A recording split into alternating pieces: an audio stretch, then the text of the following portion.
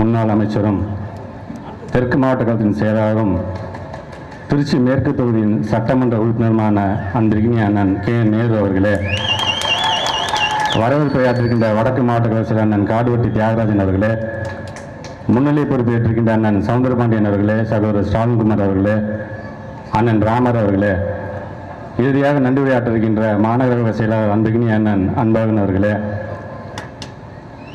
மற்றும் சிறப்பான முறையில் இந்த கூட்டத்திலே கலந்து கொண்டிருக்கின்ற காங்கிரஸ் பேரியக்கத்தை சேர்ந்திருக்கின்ற ஐயா கே ஆர் ராமசாமி அவர்களே, தோழமை கட்சியை சேர்ந்திருக்கின்ற நண்பர்களே, சிறப்புரையாற்ற இங்கே வருகை தந்திருக்கின்ற சட்டமன்றத்திலே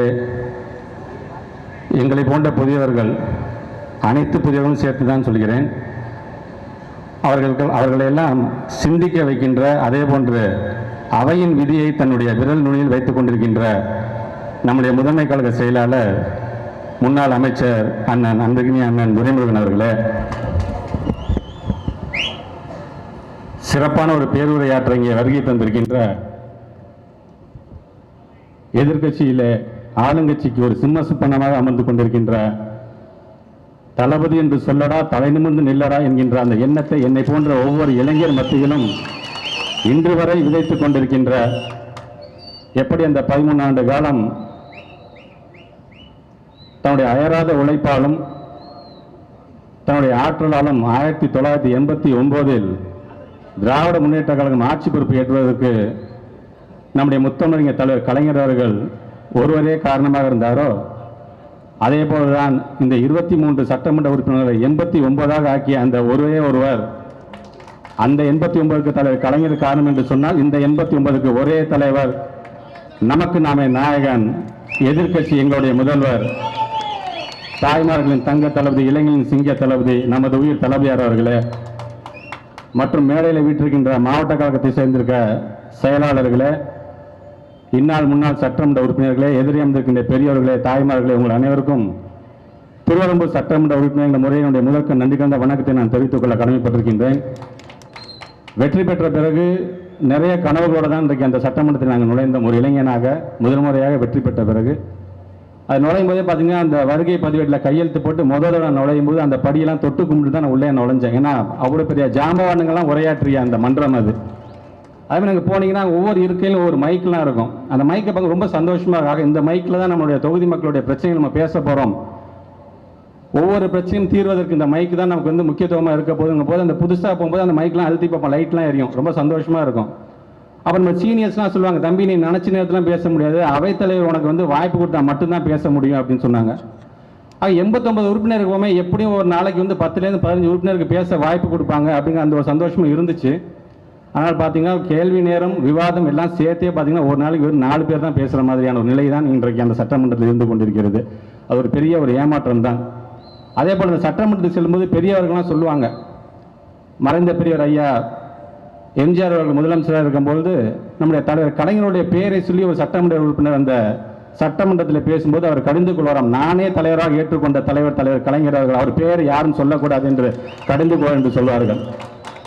அதே போல தான் நம்முடைய தலைவர் கலைஞர் போய் நாவலரோட பெயரை சொன்னால் பிடிக்காத தலைவருக்கு, நாவலர் என்று சொன்னால் தான் பிடிக்கும். ஸோ இப்படிப்பட்ட ஒரு பண்பு நிறைந்த, ஒரு மரபு தெரிந்த, ஒரு மாண்பு நிறைந்த ஒரு சட்டமன்றமாக அதை கருதி கொண்டு தான் உள்ளேலாம் போனோம். ஆனால் அங்கே போனீங்கன்னா அது சீனே வேற மாதிரி இருக்காங்க, ரொம்ப சங்கடமாக தான் இருக்கு. மக்கள் குறையை பேசுகின்ற ஒரு சட்டசபையாகவே இல்லை அது. எங்களை பேச விடுவதும் கிடையாது, நம்முடைய தலைவர் கலைஞர் அவர்களையும் நம்முடைய தளபதியார் அவர்களையும் விமர்சனம் செய்கின்ற ஒரு, எங்களெல்லாம் சங்கடத்தில் ஆழ்த்துகின்ற ஒரு சங்கட சபையாக தான் இன்றைக்கு அந்த சட்டமன்றம் காட்சி அளித்துக் கொண்டிருக்கிறது. ஆக அந்த அம்மா புராணம் பாடுறாங்க, ஒவ்வொருத்தரும் பார்த்தீங்கன்னா 5 நிமிஷத்துக்கு ஒருத்தர் அம்மா புராணம் பாடினாங்கன்னா அவரை பீட் பண்ணுட்டு இன்னொருத்தர் 7 நிமிஷம் பாடுறாரு. ஆக எங்களுக்கு எல்லாத்துக்கும் எப்படி ஒரு உணர்வு இருக்கு என்று சொன்னால், ஒரு அதிமுக பொதுக்குழுலாம் நாங்கள் உட்கார்ந்துட்டு இருக்கிற மாதிரியான உணர்வு தான் இருக்கு. இங்கே கூட துரைமுருகன் கூட சென்னையில் நடந்த மீட்டிங்கில் சொன்னார், பேரவைத் தலைவர் வந்து பேரவைத் தலைவராக இல்லை, அதிமுகவின் அவைத்தலைவராகவே செயல்பட்டு கொண்டிருக்க என்பதுதான் நிதர்சனமான உண்மை. அவங்க கூட அண்ணன் கே ஆர் ராமசாமி கூட இங்கே உட்காந்துருக்காங்க சட்டமன்றத்தில், என் பக்கத்தில் தான் அவர் எங்கள் பெஞ்ச்மேட் அவங்க எல்லாமே. ஆக ஒரு தடவை இந்த அதிமுக சேர்ந்த சட்டமன்ற உறுப்பினர் எந்திரிச்சு ஒரு 5 நிமிஷம் அம்மா புராணம் பாடிட்டு தன்னோட தொகுதிக்கான அந்த பிரச்சனையை எடுத்து சொல்றாரு. சொல்லி முடிச்சோன்னு பார்த்தீங்கன்னா அதுக்கு பதில் சொல்ல வேண்டிய அமைச்சர் எந்திரிச்சு அவர் ஒரு 7-8 நிமிஷம் அம்மா புராணம் பாடிக்கிட்டே இருக்காரு. அப்போ நான் வந்து புதுசுங்கிறனால அண்ணன் ராமசாமி கேட்டேன், அண்ணன் இந்த அமைச்சர் எப்போ சப்ஜெக்ட்டுக்கு வர்றாருன்னு. அப்போ சிரிச்சுட்டே சொன்னார், தம்பி சப்ஜெக்டே அதுதான் தம்பி அப்படின்னாரு. அது ரொம்ப ஒரு ஒரு ஒரு கேவலமான நிலையில் இன்றைக்கு அந்த சட்டமன்றம் நடந்து கொண்டிருக்கிறது. ஆக இந்த தனி விமர்சனம்லாம் செய்யும்போது எங்கள் தளபதியார் அவர்கள் வந்து ரொம்ப பெருந்தன்மையாக, ஏன்னா நம்ம சுயமரியாதைக்காரர்கள் இல்லையா, அதனால் நம்ம எல்லாரும் எந்திரிச்சிடும், கடற்கடன்னு எந்திரிச்சிருவோம். அப்போ ரொம்ப ஒரு பக்குவப்பட்ட தலைவர் நம்முடைய தளபதி அவர்கள் சொல்லுவார், தனி விமர்சனத்தை தாங்கிக் கொள்கின்ற அந்த பக்குவம் இருக்கிறனால தான் நாங்கள்லாம் பொது வாழ்க்கையில் வரோம், பரவாயில்ல, எங்களுடைய உறுப்பினர்களை நான் அமைதிப்படுத்துகிறேன், ஆனால் உங்களுடைய சட்டமன்ற உறுப்பினர்களை, அதிமுக சட்டமன்ற உறுப்பினர்களை ஆக்கப்பூர்வமான கருத்துக்களை பேசுங்கள் என்று தான் நான் பேரவைத் தலைவர்களை உங்களை நான் கேட்டுக்கொள்கிறேன் அப்படின்னு சொல்லுவார். ஆனால் அவரு காதில் அது ஒன்றும் விழுந்த மாதிரி தெரியல. இந்த பக்கம் திரும்பவே மாட்டார், வெறும்னா அந்த அதிமுக சைடே தான் திரும்பிட்டு இருப்பார் அவர். ஆக இப்படிப்பட்ட ஒரு நிலையில் தான் இந்த சட்டமன்றம் இன்றைக்கு நடந்து கொண்டிருக்கிறது. அதே மாதிரி மக்களாக உங்களுக்குன்னா ஒரே ஒரு நான் வேண்டுகோள், ஏன்னா அந்த சட்டமன்றம் முடிஞ்சக்கப்புறம் சாயந்தரம் போய் நாங்களும் டிவி பார்க்குறோம். நாங்கள் அந்த டிவி பார்க்கும்போது பார்த்தீங்கன்னா நாங்கள் நிறைய தளபதி அவர்கள் வந்து வெளிநடப்பு செய்கின்ற அந்த ஒரு சூழ்நிலை வந்து பத்திரிகை எடுத்துகிட்டு சொல்லுவார் என்னென்ன பிரச்சனை உள்ளே நடந்துச்சு, எதற்காக நாங்கள் வெளிநடப்பு செஞ்சுருக்கோம்னு சொல்லிட்டு எங்கள் எல்லாத்தையும் திருப்பி உள்ளே கூட்டிகிட்டு போயிடுவார். உட்காந்து 6 மணி ஆகும் 7 மணி தான் முடிச்சுட்டு தான் போகணும், நாங்கள்லாம் உட்காந்து அதை கவனிச்சுட்டு தான் நாங்கள் போவோம் அந்த சட்டமன்றத்தில். ஆனால் டிவியில் பார்க்கும்போது பார்த்தீங்கன்னா எப்போ பார்த்தாலும் அந்த முதலமைச்சர் அம்மாவே காமிச்சிட்டு இருக்காங்க, அவங்க தான் கடைசி 5 மணி வரைக்கும் உட்காந்துருக்க மாதிரி காட்டுறாங்க. ஏதோ நாங்கள் ஆனவனே வெளில போயிட்டு இருக்க மாதிரி இருக்காங்க. அதுதான் இல்லை, அங்கே வந்தாங்கன்னா அரை மணி நேரம் ஒரு மணி நேரம் மேக்ஸிமம் உட்காந்து 110 படிச்சுட்டு அவங்க போயிடுவாங்க, அவ்வளோதான். ஆனால் மக்களாக நீங்கள் பார்க்கும்போது பார்த்தீங்கன்னா அந்த அம்மா உட்காந்துட்டே இருக்க மாதிரி இருக்கும், நாங்களும் வெளிநாட்டு செஞ்சுட்டே இருக்க மாதிரி இருக்கும். அதுதான் இல்லை, அதெல்லாம் நீங்கள் புரிந்து கொள்ள வேண்டும். அதே மாதிரி இங்கே ஒரு இன்சிடென்ட் அதை சொன்னால் எப்படின்னு தளபதி என்னை திட்டுவார், பட் இருந்தாலும் இன்னைக்கு திட்டு வாங்கினாலும் பரவாயில்லைங்க சொல்கிறதுக்காக என்னால் ரொம்ப சங்கடப்பட்ட ஒரு செய்தி அது. தளபதி அவர்களை வந்து அந்த சட்டமன்றத்தை தூக்கிட்டு வெளில போகிறாங்க. அதை கூட என்னுடைய நமக்கு நிறைய கழக தோழர்கள்லாம் வந்து எங்களை வந்து அந்த திட்டினாங்க எங்கள் தொகுதியில் மக்கள்லாம். தளபதி மேலே கையை வைக்கிறவர்களுக்கு எப்படி விட்டீங்க, 89 பேர் அங்கே என்னையா பண்ணிட்டு இருந்தீங்க அப்படின்னு கேட்டாங்க. உண்மையிலே எங்களுக்கு அந்த பெருந்தன்மையோடு எங்களை அடக்கி ஆள்கின்ற அந்த தளபதியார் அவர்கள், காவல்துறை அவரை தூக்கிட்டு வந்து கரடு மூட தான் தூக்கிட்டு வந்தாங்க, தூக்கிட்டு வந்து வெளில விட்டுட்டு போயிட்டாங்க. வெளியில் வந்து பத்திரிகையாளர்களை சந்தித்து அவர் நடந்தது என்ன, உள்ளே நடந்தது என்ன என்பதெல்லாம் சொல்லிவிட்டு அவரை காரில் ஏறி போகிறார். போகும்போது வேறொரு விஷயத்துக்காக எனக்கு தொலைபேசியை தொடர்பு பேசிட்டே இருக்கும்போது ரொம்ப சிரிச்சுக்கிட்டே சொல்கிறார். எப்படி தான் அவரால் சிரிச்சுட்டு சொல்ல முடியும்னு தெரியல. மகேஷ், நான் காரில் போகிறேன், எனக்கு திடீர்னு முட்டியில் வலிக்கிற மாதிரி இருந்துச்சு, என்னன்னு முட்டியை தடுப்பாக என்னுடைய வேஷ்டி ஃபுல்லாக ரத்தக்கரையாக இருக்கிறது என்று சொன்னார். அவர் ஃபோனை வச்சதுக்கு அப்புறமேட்டு நான் கண்ணீர் சிந்தது எனக்கு தான் தெரியும்.